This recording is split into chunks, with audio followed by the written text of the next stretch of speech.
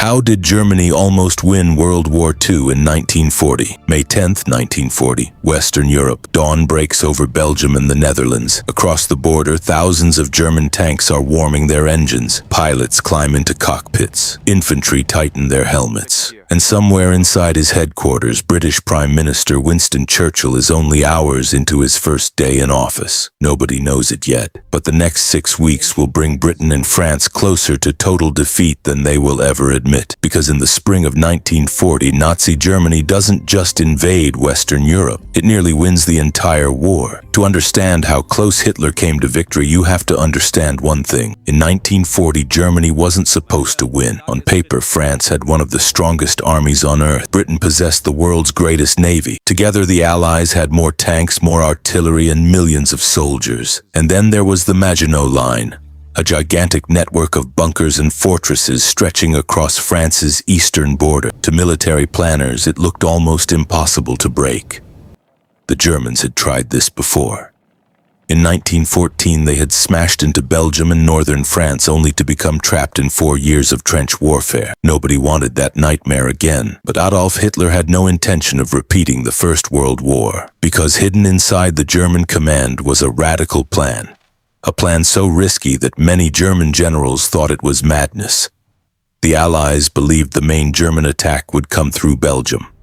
In fact, they were so convinced that when German forces crossed the Dutch and Belgian borders on May 10th, British and French armies rushed north exactly as expected. It looked like Germany was repeating the old strategy, but that was the trap. The real attack wasn't in Belgium. It was somewhere everyone considered impossible. The Ardennes forest, dense, hilly, covered in narrow roads and thick trees.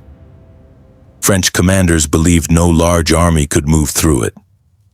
One French general had even declared that if tanks tried to cross the Ardennes, they would simply be stopped by artillery and destroyed. But while the Allies marched north, nearly 50,000 German vehicles and thousands of tanks were squeezing through the forest. Traffic jams stretched for miles. At times, German officers feared the entire invasion would collapse before it even began. A single Allied bombing raid could have turned the roads into a graveyard of twisted steel, but that attack never came.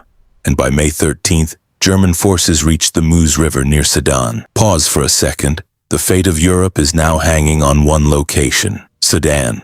If the French hold, Germany's gamble fails. If they break, the road to the English Channel lies open. German dive bombers scream overhead, sirens wail, explosions shake the ground. Panicked French soldiers, exhausted and overwhelmed, begin abandoning their positions. And suddenly the line cracks. German tanks pour through the gap.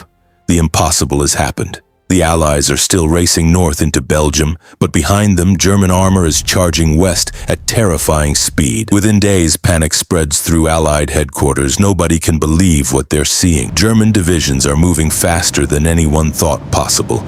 Entire armies are in danger of being trapped. And then, on May 20th, German tanks reach the English Channel. In just 10 days, they have cut off more than 400,000 British and French troops. The Allied armies are now surrounded. The greatest military disaster in British history is unfolded. British soldiers retreat toward the French port of Dunkirk. Bombs rain down from the sky.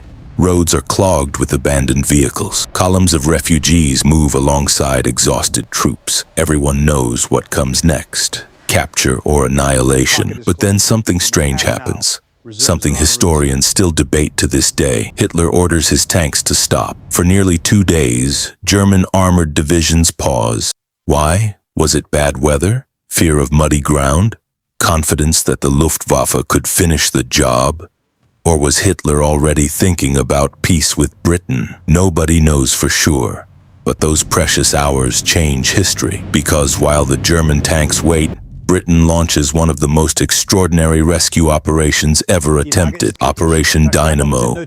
Warships, fishing boats, ferries, civilian vessels, anything that could float. Day and night they cross the English Channel. German aircraft attack relentlessly. Ships burn, men drown. Yet somehow, against all expectations, over 338,000 soldiers are evacuated. Britain's army survives, but France is left alone. And Germany isn't finished. On June 5th, the Germans strike again. French resistance collapses, cities fall one after another, millions of civilians flee south. roads become rivers of refugees. And then, on June 14th, German troops march into Paris. The City of Light has fallen. 6 weeks earlier, France had been one of the most powerful nations in the world. Now it lies defeated. Europe is stunned. Even Hitler seems shocked by the speed of his own victory. By June 22nd, France signs an armistice. The war in the West is over. And for a brief moment, Nazi Germany stands on the edge of complete triumph. Think about it. Poland has fallen, Norway has fallen, the Netherlands, Belgium, and France have collapsed. Britain stands alone. The Soviet Union is still neutral. America is not at war.